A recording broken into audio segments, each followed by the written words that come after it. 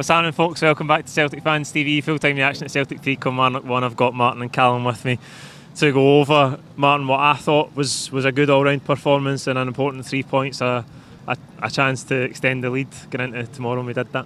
I mean, genuinely, I'm not thinking too much about the gap between us and the rest. I think generally it'll sound a bit cocky and arrogant, but I think the league's done. But I think this is about the development of that team, development of individual players, and you can see it all coming together now. There's a lot of, in my opinion, over the top criticism of the team in the first 2 or 3 games, but what progress we've made in the last 4 or 5 weeks. Some would say Motherwell, it wasn't a vintage performance last week, but we got the result. But you look at the performance at Livingston, obviously we went to Ibrox and got a victory, which doesn't look like a big deal now because they're so poor, but at the time it felt like a big deal. Our performance during the week, despite the goal that was scored against us to take away that single point from us, was a sore one, but the performance was excellent. And today I think was one of the best performances of the season. I mean, across the whole pitch everybody was really, really good, and then the subs come on and we're at that point now, similar to where we were last year, where the subs come on, you think they're actually going to strengthen, if not weaken the team. Yeah. So from start to finish today, there was periods in the game, I mean, obviously they go at 2-1 and they had a couple of chances after that. Hart had at least one good save and they missed a couple of clear-cut chances. But in the last sort of 20 minutes of the game, we could have scored double figures. We were really, really good. We're getting into the 6-yard box and their keeper had to pull us some cracking saves. Overall, brilliant day. Yeah, Callum, one of the players we talked about a lot after Wednesday night was Reo Hatate. Thought we saw the real Reo Hatate today. He's back, wasn't he? He was just class. He's obviously been struggling a wee bit. Whatever it's down to, I'm not sure, but he's obviously just a little bit unfit and just getting back into the groove in it. It's a little bit, just takes time, and everybody's on his back. As soon as he comes back, people want him to react like instantly back to where he was, but it's going to take time. But I mean, the goal is honestly, he should spend a night in Berlin for that, mate. That's a joke.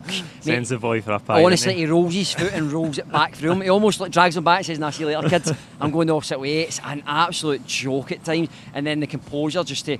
I actually think he almost opens his body up and fools the goal and then goes to the opposite side. I thought he's almost like just going to roll it in round him, but he ends up hitting the post in. It's a great finish and he deserved man of the match. I thought he'd done a power of running during there as well. And I'll tell you what sums up Hatate's performance today. In the last minute, Yang's on a counter-attack and he bursts a gut to get up the outside of him.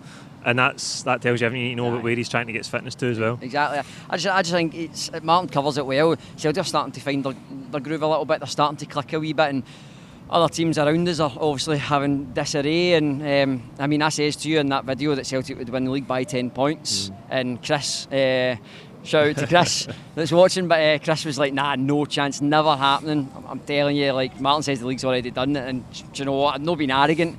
But Rangers are just in a mess. Like, we're worrying about St Mirren trying to fight for the title off us rather than Rangers right now, and that's credit to Rodgers, because a lot of folk weren't happy when he came back. Probably me included in that. I wasn't a massive fan. He wasn't my first choice.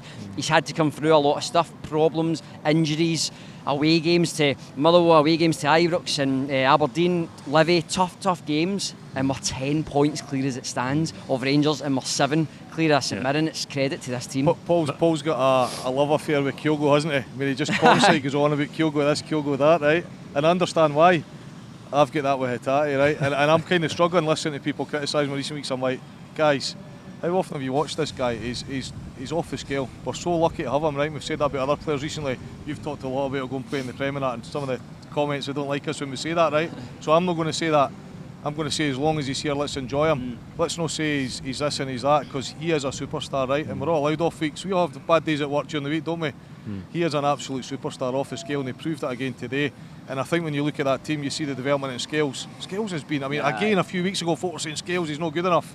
Scales has been absolutely sensational. We've now got 3 centre-backs that are all absolutely off the scale good, and you're not bored about any of the 3 of them. Pardon the pun. Aye, they are off the scale good. But Scalesy, I mean, how far has he come, eh? Hatate, look at O'Reilly this year. Yeah. How far has he come on as well? Yeah. Callum, Palma started today. Good to see him get a league start. And he scored a great goal. To be fair, it's a great strike. I'm crying out for him to pass it to Kyogo.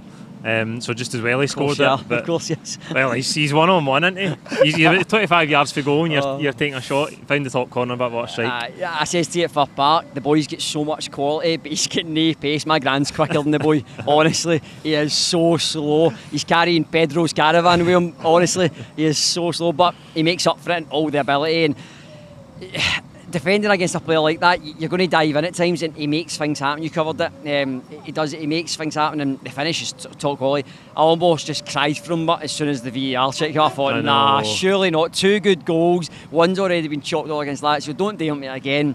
But he does well. For me, he stays in the team. I know going into that international break, but for me, he would stay in the team because Yang's really raw. It really is, and it's just hard. He's somebody that's probably not going to make a massive impact this season, if I'm honest. He's probably somebody for next season or the season after, maybe, when he gets his chance. So it's probably more down to Palma to step up, and right now he's taking his chance. Martin Kilmarnock get the goal, and from nowhere, I thought in the second half it looked like it was going to be 5-0 at one point, because we're getting so many chances. They get the goal back. There's a wee 5-minute spell where you think we just need to be careful here. But Taylor seals it, and we go home with the points. Sometimes you need a break. I mean, I don't want to talk too much about during the week because we've covered it already, but you look at the margins with Maeda and he just clips him, and he's not even changed the direction of the ball, and then the Lazio goal, similar situation where it's millimetres. Today was a penalty, wasn't it? We didn't get the penalty, and at the time, in lifetime, I did think it was a bit soft, so we don't get the penalty, and then the play's not stopped in the build up to their goal. For the foul, you know what I mean? So I'm not going to complain, right? These things happen. I'm not going to complain about VAR. Some you get, some you don't get, right? I'm no one that subscribes to all this. Everybody's against this nonsense. But sometimes it's just those margins, and I thought, please no. We dominated the game so much at 2-1. I'm thinking it would be really criminal, similar to during the week, if we didn't take away the 3 points. But what I loved about Celtic was we weren't just trying to waste time. We were determined to get in the offensive and get that third goal, possibly a fourth and a fifth goal, because we're playing so well. So there's a confidence in that team that the nerves don't creep in. There's a belief in the manager. At Motherwell last week, I happened to have a good view of Brendan Rodgers, and that goal goes in. It's 95 minutes, and rather than the team crumble, you just seen the calmness. Rodgers immediately said how much time's left, 2 minutes left. He's made some tactical changes in the game, but we've just pinged the ball a bit across the park, and then we got the goal we needed.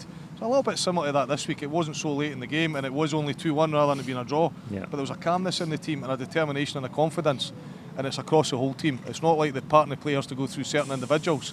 They're all confident in their ability. So I wasn't terribly nervous, but at 2-1 you're still thinking, well, there is that eventuality. Callum, last one on today, man of the match. Well, just quickly on that, Celtic showed good character. That's the word. They showed good character because we obviously Wednesday night and the deflation and everybody coming with the weather. And by the way, shout out to everybody, that came to any ground in Scotland, that get out of the house to watch this tin pot league. Right, that's what people call it anywhere else in the world. But credit to every supporter that went up and down Scotland and went and watched their own team, because the weather is horrible. People come, obviously people from Edinburgh, from up north, anywhere across an island. So well done to everybody. And Brendan Rodgers' 700th game as a manager today. That was it. And 2-1 didn't really reflect that type of game, and I wanted them to almost get the 4s and the 5s. But character's the word, and character for everybody, because they all turned up when it was horrible. Everybody could have sat in the house today and thought, nah. But man of the match, quickly, I'll go as Reo Hatate as this one. Scales very close behind him, because I thought he was tremendous. Martin, man of the match. And I agree with Callum. You can't get an umbrella in the game either, Callum, can you? Callum was asked us this morning if you get a brawley in the game. So the answer's no. Man of the match, that's a tough one. Kyogo got it, didn't he? No, Hatate got it. It would be Hatate for me. I thought he was brilliant. Not just his goal. Watched that about 6 times at half time. Loved it, going home to watch it as well. See, that's why I asked for a brawley. I'm not inside the nice places like Martin. I didn't need one. I didn't. Not today.